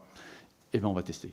Voilà. Donc, c'est absolument essentiel d'investir sur toutes ces choses-là derrière. Qu'est-ce que vous avez posé d'autre comme question? Oui, j'ai bien répondu. Très bien. D'autant plus que je vois que l'heure avance, amiral. Pour le groupe Horizon, la parole était à Jean-Charles Arsenault. Cette fois, qui en tant que député brestois, aura sans doute pas mal de questions. Merci, Monsieur le Président. Non, mais les collègues ont été disserts et ont posé beaucoup de questions. Amiral, merci infiniment de votre présence. Je commence par des remerciements d'avoir parlé de plusieurs sujets. Alors d'abord, je m'associe évidemment aux excellentes nouvelles lorientaises, aux nouvelles fraîches qui sont prometteuses. Merci d'avoir parlé de la guerre des mines, y compris dans l'aspect infrastructure et bâtimentaire sur la base navale de Brest. C'est évidemment des infrastructures et des investissements importants sur lesquels on s'est beaucoup battu au cours des années, y compris ici au sein de cette commission, pour avoir des crédits à la hauteur. Et on en voit le fruit, donc merci d'en avoir parlé. Merci aussi d'avoir évoqué la stratégie polaire. Il y a une stratégie ministérielle. Il y a aussi, en effet, vous l'avez dessiné, une ébauche de programmation pluriannuelle, qui est une proposition de loi de l'Assemblée, qui est en cours d'élaboration. Et j'invite d'ailleurs tous les collègues qui s'intéressent à ces questions à s'y intéresser. C'est une loi de programmation un petit peu sur le modèle de programmation militaire, d'ailleurs. C'est l'inspiration, pour avoir une visibilité et donner des moyens à la recherche polaire dans le long terme. Évidemment, vous avez parlé de Brest, Monsieur le Président. Quand on a Ifremer, le CHUM et l'IPEV au même endroit, c'est des sujets auxquels on ne peut manquer de s'intéresser. Bon. Je voudrais vous poser 2 ou 3 questions, dont certaines pourront peut-être faire l'objet de développement sur la partie à huis clos. 2 questions de ressources humaines. Vous avez cité l'excellente maxime du prince de Joinville. Je vous rejoins dans cette dynamique. La première se porte sur les réserves. Plus 20 millions en PLF pour l'année qui vient, plus 20 millions et plus 3800 ETP. Combien de TP dévolus à la marine et pourquoi faire surtout? Qu'est-ce que vous voulez faire de cette réserve? C'est une question que j'ai également posée à votre homologue de l'armée de l'air et de l'espace. Quelle doctrine, quelle mission, qu'est-ce que ça implique en termes de soutien? Bon. Première question. Deuxième question, comment vous abordez dès maintenant, j'imagine, car c'est une question qui se prépare dans le long terme, d'où Joinville, la génération de ressources humaines à l'horizon où le Charles de Gaulle et le PA-NG arriveront, si je puis dire, côte à côte? Comment vous préparez ce défi de ressources humaines, car je pense que c'est un défi. Et enfin, alors question plus générale, et puis elle a été abordée par touche par beaucoup de collègues sur notre stratégie d'accès de manière globale en océan Indien. Je m'y intéresse particulièrement parce que je reviens de Djibouti, sujet qui fera l'objet d'un développement dans mon rapport pour avis cette année. Évidemment, Djibouti est un des points d'appui dans la zone. Et j'aurais aimé avoir votre vision globale sur, au fond, la palette d'outils dont dispose la France. Alors, vous avez déjà évoqué le volet international, partenariat, Atalante, Agénor, peut-être leur évolution aussi à terme. Il y a des pistes en cours. Des outils techniques aussi. Je pense par exemple au volet SATCOM, qui peut être important, avec de nouveaux outils de type optique pour dépasser le sujet de la radio SHF. Avec l'idée toujours, bien sûr, de préserver notre liberté de navigation, d'ouvrir nos espaces de manœuvre et de faciliter la capacité de dilution de nos bâtiments, de surface, comme nos sous-marins d'ailleurs. Donc voilà, quelle stratégie d'accès face à des stratégies, pour le coup, de déni d'accès, de plus en plus renforcées? Il y a peut-être une partie que vous pourrez évoquer maintenant et peut-être une plus tard dans la partie huis clos. Je vous remercie de votre réponse. Merci. Alors d'abord sur les réserves, effectivement, la LPM nous offre une capacité d'évolution majeure que nous allons mettre en œuvre et avec plusieurs axes en fait assez importants. On avait une réserve qui était structurelle, qui était les anciens marins, je les garde un peu plus longtemps. C'était bien, ça permettait de profiter, après leur limite d'âge, de 5-10 ans de bons et loyaux services complémentaires dans des domaines d'expertise, de niche ou d'expérience, entre guillemets, on capitalisait sur l'expérience. On veut transformer ça parce que l'évolution du format nous permet en fait d'aller beaucoup plus loin. Donc selon 2 axes, d'abord le rajeunissement. Non pas que mes anciens marins soient mauvais, pas du tout, mais de temps en temps, en fait, j'ai besoin d'avoir quelqu'un qui est le up-to-date dans un domaine particulier. Je vais vous prendre un exemple. Pour donner des cours, aujourd'hui, dans des domaines un peu pointus en technologie, soit je prends un réserviste opérationnel qui est un peu un ancien, mais qui n'est pas forcément à la pointe de la technologie, soit je vais chercher directement dans l'industrie celui qui sait et qui est capable de nous instruire sur ce sujet-là. C'est comme ça que je veux utiliser cette réserve, notamment. Donc on est en train de créer des unités de réserve opérationnelle. À Toulon, à Brest qui vont nous aider, qui vont permettre de générer un peu plus de jeunes, et puis des unités de réserve opérationnelle thématiques qui vont nous permettre justement, typiquement sur la formation, de regrouper un certain nombre de personnes qui peuvent nous aider, une journée, une semaine, etc., participer à un séminaire, de façon à nous aider dans la formation ou dans l'éducation de nos petits gars.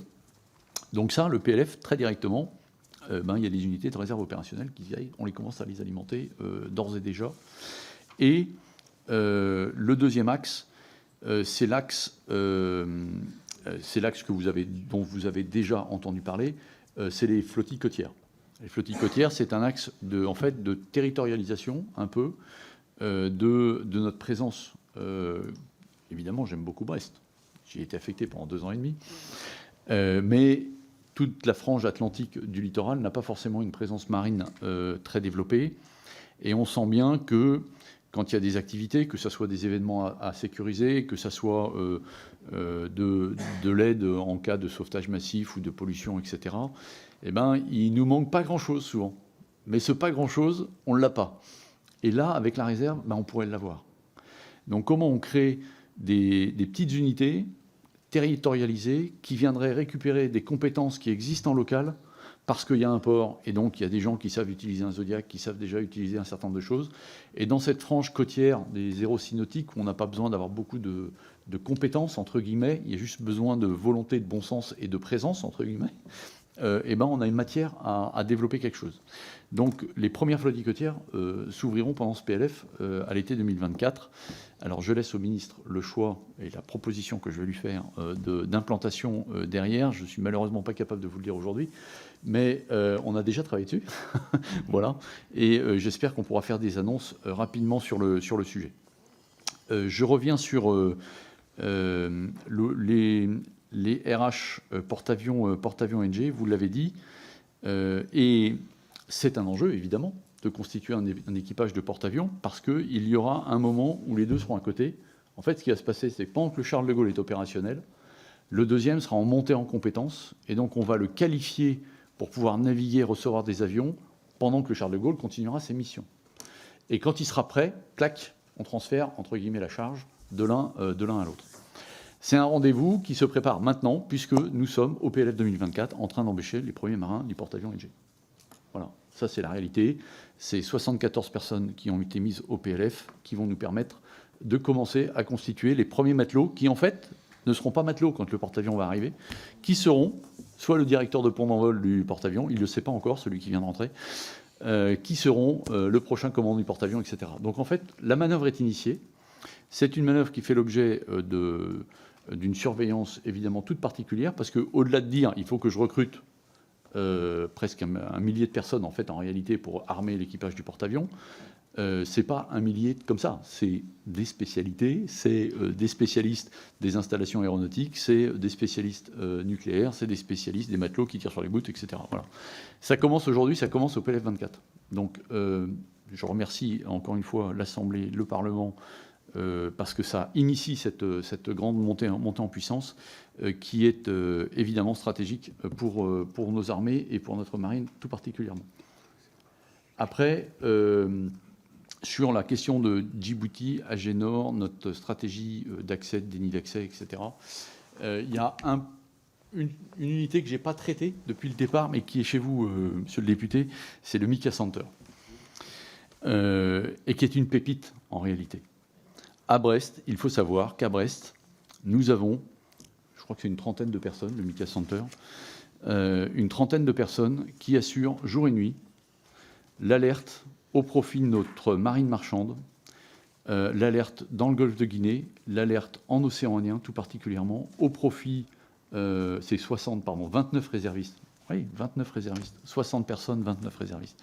Je savais bien que c'était plutôt une trentaine d'actifs, mais voilà, 29 réservistes. 60 personnes, créées en 2016, finalement assez peu connues, on devrait faire peut-être un peu plus de buzz là-dessus, mais qui travaillent directement au profit de l'opération Agénor, IMASO et de l'opération Atalanta derrière, et du golfe de Guinée. Donc en fait, quand vous prenez une carte du golfe de Guinée, aujourd'hui, il y a un numéro de téléphone sur la carte. même les cartes anglaises. Et le numéro de téléphone, c'est le numéro du MICA Center. Vous avez une alerte piraterie, vous appelez le MICA Center. Vous avez une alerte X ou Y, une menace qui vous pose problème, vous appelez le MICA Center et vous êtes sûr de tomber sur un marin français qui parle anglais et qui est capable de vous répondre et de vous dire qui est le bateau le plus proche qui peut vous aider. C'est en fait assez unique en réalité. Et donc cette capacité à traiter cette information maritime est absolument essentielle. On la consolide en permanence et on l'ouvre également aux partenaires. Donc sauf erreur de ma part, au MICA Center, on doit avoir du britannique, de l'espagnol et on est en train de regarder s'il n'y a pas de l'italien qui veut venir en ce moment. Voilà. Donc c'est une manière de faire qui nous est reconnue par l'industrie maritime aujourd'hui. Et on propose à chaque armateur en fait, de s'inscrire volontairement derrière, parce qu'il faut savoir aussi, tout ça c'est du gagnant-gagnant. Un bateau qui voit quelque chose, il nous donne une information, cette information on va la corréler avec une autre, etc. Et elle va renforcer l'image qu'on peut avoir. Donc tout ça est véritablement important derrière. Voilà. C'est une... Oui. Non, voilà, c'est tout. Je vous en prie, Amiral, avant de prendre les deux dernières questions, je veux... Ah, vas-y, Jean-Charles. Monsieur Larseneur, allez-y. Je peux me permettre un rebond très court qui pourra mériter un développement sur la partie plutôt non publique. Mais c'est tellement bien que lorsque je me suis rendu à Djibouti, nos amis américains nous ont marqué un intérêt pour ce système. Et donc, pour ce que je peux en dire ici, estimant que... au fond, il y avait plusieurs systèmes aujourd'hui qui cohabitaient et que l'autre manifestement était plutôt très bon et qu'il pourrait être judicieux d'en avoir qu'un dans un cadre temps. Ce à quoi vous imaginez bien que j'ai répondu diplomatiquement qu'en penseraient nos amis djiboutiens. Voilà. Mais donc, il y a un sujet, c'est très regardé. Il y a aussi une question de concurrence finalement des systèmes. En tout cas, le nôtre donne satisfaction et je m'en réjouis. Vous avez raison de souligner tout l'intérêt du MICA Center à Brest. Amiral, pour ma part, je voulais juste vous faire une suggestion sur la partie réserve, comme vous avez abordé ce sujet, puisqu'on vient d'auditionner le chef d'état-major de l'armée de l'air et de l'espace, qui nous a parlé de 3 axes: spécialisation, comme celui que vous avez présenté, territorialisation, de votre côté, ce sont les flottilles côtières, et il nous a parlé également de l'idée de faire une base aérienne de réserve, potentiellement pour avoir un vivier de personnes, à que c'est un bassin de recrutement. Je note que l'armée de terre a déjà son 24e ERI sur ce domaine-là. Et donc, je me retourne un peu vers vous en disant, en complément des 2 axes que vous avez évoqués, est-ce qu'un projet d'une base navale de réserve pourrait avoir du sens? Et pour moi, si elle avait du sens, ça serait plutôt à Marseille, compte tenu de l'accès à la Méditerranée et de la présence des marins-pompiers de Marseille. Alors, il y a Toulon, il y a Marseille, il y a Nice. Il y a Paris ou Marseille, ça fait 3 armes. On va créer 30 unités de réservistes opérationnels d'ici 2030, derrière.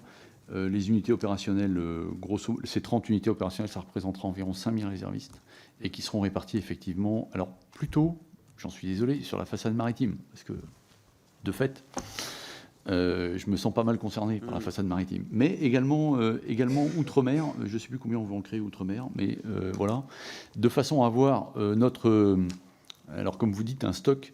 Et par ailleurs, il y a une structuration, alors j'en ai pas parlé, mais c'est vrai que vous avez raison, il y a une structuration, le chargé des réservistes, le chef d'état-major des réservistes est réserviste aussi. Donc en fait, il y a une structuration de la réserve par la réserve, pour la réserve, et on va leur donner les moyens de le faire, de l'infra, des capacités, etc., qui est vraiment en charge. Donc il y a cette volonté de créer pas mal d'unités. Alors évidemment, on va y aller progressivement, parce qu'on ne va pas recruter 5000 personnes de réserve, enfin, ça n'a pas de sens, en fait, en réalité. En revanche, en créant déjà 2 unités à l'été 24, on va pouvoir mettre en place, et comme d'habitude dans ces choses-là, il faut tester, il faut mettre en place, et après il faut faire évoluer en fonction du besoin qu'on identifie complémentaire. Très bien, merci Amiral. Il me reste 2 questions pour cette partie publique. La parole est à Franck Giletti. Merci Monsieur le Président. Amiral, écoutez, nous aussi, je voudrais exprimer en mon nom et puis au nom de mon groupe le plaisir de vous recevoir dans votre style que nous découvrons et que nous apprécions déjà. Pour dire aussi que même si j'ai un tropisme qui me tend à aller vers l'armée de l'air et de l'espace depuis 1 an et demi, vous dire que la marine, moi j'aime. Et il y a aussi des avions, évidemment, la marine, moi j'aime, qui était un slogan dans les années, je sais pas, 90, qui m'avait aussi, en tant que Toulonnais, interpellé. Et je voulais vous parler aussi de la principale préoccupation, je crois, en ce moment, c'est sur le recrutement et la question des ressources humaines. Hein, c'est un des points forts de nos armées en termes d'attractivité. Nous savons tous ici son volet ascenseur social, ou plus exactement escalier social, pour reprendre une expression courante dans les armées, la notion d'effort étant bien évidemment au cœur de l'engagement de nos militaires. Alors que l'ascenseur social est en panne dans une large partie de notre société, il ne faudrait pas que les armées soient elles aussi atteintes par ce phénomène. Parmi les critères qui me semblent intéressants pour évaluer cela, et sans doute les critères les plus symboliques dans la marine, c'est les commandements de nos principaux navires. Vous l'avez évoqué tout à l'heure quand le camarade Santiago a parlé des RH. Assis, amiral, parmi les principaux navires de la flotte française, je pense, je dirais à partir de frégates type FLF, quelle est la part de ceux commandés par des officiers non issus du cursus direct de l'école navale? Et les futurs tableaux de commandement intègrent-ils ce paramètre? S'il est tout à fait normal que les officiers recrutés par la voie directe commandent la plupart des navires de notre flotte, je pense que le fait que des cursus moins classiques, mais tout aussi exigeants, puissent aussi accéder à ces fonctions et participeraient, je crois, à renforcer l'attractivité de notre marine. Si cela vous convient, chers collègues, je vous propose de prendre la dernière question Ouais. en même temps. La parole est à José González. Ah, très bien, je la prendrai à huis clos. Je n'avais pas eu cette information. Amiral, je vous en prie. Alors, juste sur l'ascenseur social et la perspective de progresser, aujourd'hui, 70% de nos mousses deviennent quartiers-maîtres, donc ils évoluent derrière. 50% de nos officiers mariniers étaient des quartiers-maîtres avant, donc là aussi, ça montre la capacité à progresser. Et 20% de recrutement interne, enfin 20% de nos officiers, en fait, en recrutement, sont des recrutements internes. Donc, ce qui montre aussi la part non négligeable de hors école navale, entre guillemets, si on veut prendre ce critère-là. Alors, puisque j'ai travaillé sur les tableaux de commandement il y a peu, alors évidemment, je ne vais pas vous dévoiler la liste des commandants, parce que sinon, c'est pas drôle. Et puis, il faut laisser un peu de suspense derrière. Je ne vais pas dire le seul critère, c'est la compétence. Et donc, quand arrive le choix à faire sur le futur commandant du Tourville, et qu'il se trouve que ce monsieur-là est un ancien matelot veilleur sonar, on est d'abord très content, parce que ça montre que ça marche. Est-ce que ça nous fait décider un peu plus dans son sens ou pas? Probablement, parce que je pense que quand je vous parle de donner envie de progresser, il faut montrer en fait que ça marche aussi. Alors, ce n'est pas de la discrimination positive, j'aime pas ce terme, mais quelque part, c'est dire, regardez, c'est possible. Et ce cas-là permet de donner confiance aux autres. Allez-y, vous pouvez y arriver. Il y a un chemin et ça va marcher. Et il ne sera pas rejeté parce qu'il est interne, bien au contraire. Voilà. Alors, c'est pas, on ne fera pas à tout prix un interne parce qu'il faut faire un interne, non. C'est d'abord la compétence, et surtout la compétence. Parce que quand on embarque sur un bateau, quand vous prenez le commandement d'un sous-marin nucléaire, quand vous prenez le commandement d'une frégate, ce que j'attends du commandant, d'abord, c'est qu'il soit un bon commandant. Et ce que je souhaite, c'est que le bateau, quand il part au combat, il revient et il gagne. Voilà. Donc c'est comme ça qu'on décide de nos commandants. Savoir-être, compétence, et après, derrière, si c'est un interne, alléluia, tant mieux. Merci, Amiral. Avant de conclure de suspendre, de passer à l'audition à huis clos, je voudrais quand même vous faire part de deux appréciations personnelles pour votre première audition en tant que chef d'état-major de la Marine. D'une part, je pense qu'on a tous remarqué votre parfaite maîtrise des sujets. On vous avait auditionné comme SCOPS, mais vous l'y étiez depuis 2 ans, je crois, depuis fin 2021. Vous venez d'arriver chef d'état-major de la Marine et vous montrez déjà que vous maîtrisez bien l'ensemble des sujets. Et je ne suis pas sûr, mes chers collègues, qu'on pourrait en dire de même de tous les responsables d'administration civile qui viendraient d'être nommés directeurs, qui pourraient se prêter à une telle audition. Donc voilà, ça nous interpelle. Et deuxième point, peut-être que je voudrais signaler, c'est votre enthousiasme, qui n'est pas uniquement intéressant pour nous et pour vos collaborateurs, parce que c'est agréable de vous parler, mais qui, je pense, est une condition importante pour attirer et fidéliser. D'avoir un chef qui a la pêche et la banane, je pense que c'est assez majeur pour embarquer et pour faire progresser les marins. Donc merci vraiment pour ces deux aspects. Et maintenant, je vous propose donc de suspendre cette audition publique pour passer à la partie à huis clos.